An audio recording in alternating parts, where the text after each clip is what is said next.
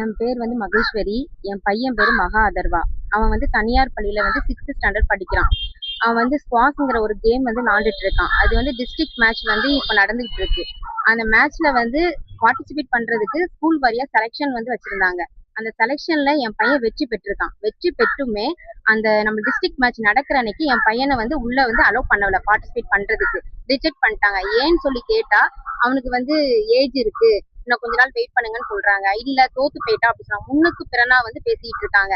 என் பையன் வெற்றி பெற்றான்னு சொல்லிட்டு அன்னைக்கு செலெக்ஷன் முடிஞ்ச அன்னைக்கு எனக்கு போன் பண்ணி, அம்மா நான் வந்து 2 மேட்ச்ல வின் பண்ணிருக்கேன் அப்படின்னு சொல்லி சொன்னான். அப்படி வெற்றி பெற்றும் ஏன் என் பையனை வந்து நீங்க ரிஜெக்ட் பண்ணீங்க அப்படிங்கறதா என்னோட இது.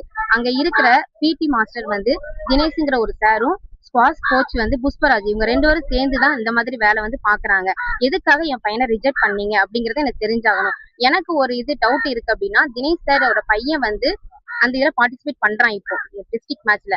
ஏன் அவன் பார்ட்டிசிபேட் பண்றான் டவுட்டா இருக்குன்னா, அந்த பையனை தான் என் பையன் வந்து தோக்கடிச்சு வின் பண்ணான். அப்படி தோக்கடிச்ச பையன் வந்து பார்ட்டிசிபேட் பண்ணும்போது என் பையன் ஏன் பார்ட்டிசிபேட் பண்ணக்கூடாது, என்ன விவரம் அப்படின்னு எனக்கு தெரிஞ்சாகணும். இதுக்கு நிரந்தர தீர்வு வந்து எனக்கு வாங்கி தரணும். அதுக்காக தான் நான் வந்து பேட்டி கொடுக்குறேன் உங்களுக்கு. மகேஸ்வரி.